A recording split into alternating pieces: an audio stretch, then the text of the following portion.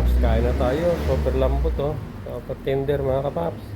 Ang ating patatim. Sarap. Magkakamain na ako mga kapaps. Kain na tayo mga kapaps oh. Sarap, sarap. Kamain na ako. Sarap. Lambot oh.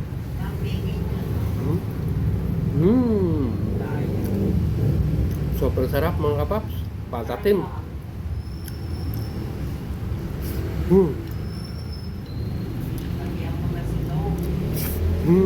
Sarap.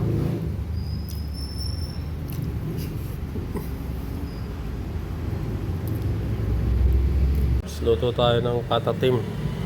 Pakuluan ko lang muna ito mga kapaps para malis yung mga impurities.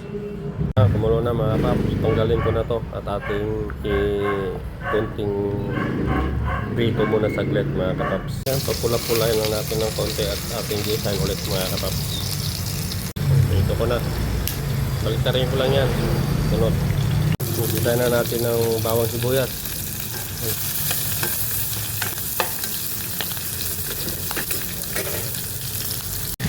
Yan na natin ng tubig. Yan. Isang kitchen. Lagyan ko rin ng soda mga kapak. Pakaluan lang natin to hanggang lumambot. Lagyan pa natin to ng mga aromatics. Ito yung ating mga aromatics mga kapak. Philips, pamintang buo, anis, star anis, at saka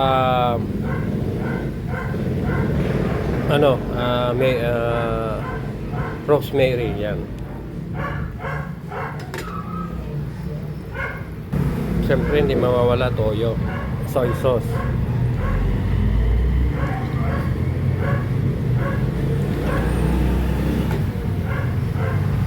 Na sugar yan mga kataps. Yung nog-nog nilagay ko para dito maitim-itim yan. Sarap yun mamaya.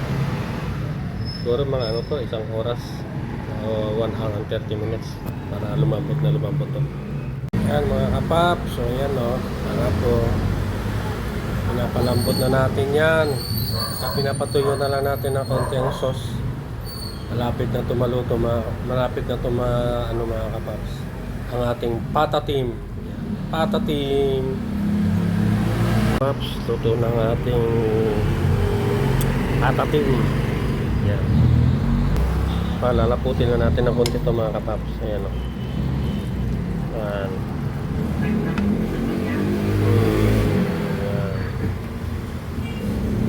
Sauce pa lang, ulam na mga kapaps. Ayan o. Pwede na to mga kapaps. Pwede na. Paps, lutong-luto na ating patatim. Yan. Tikpan natin ito mga kapaps. Let's try. Kain na tayo mga kapaps. Paps, kain na tayo. Super lambot oh. Super tender mga kapaps. Ang ating patatim. Sarap. Magkakamain na ako mga kapaps. Kain na tayo mga kapaps oh. Sarap-sarap. Kamain na ako. Sarap. Lambot oh.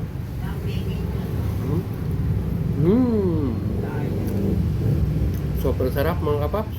Patatim.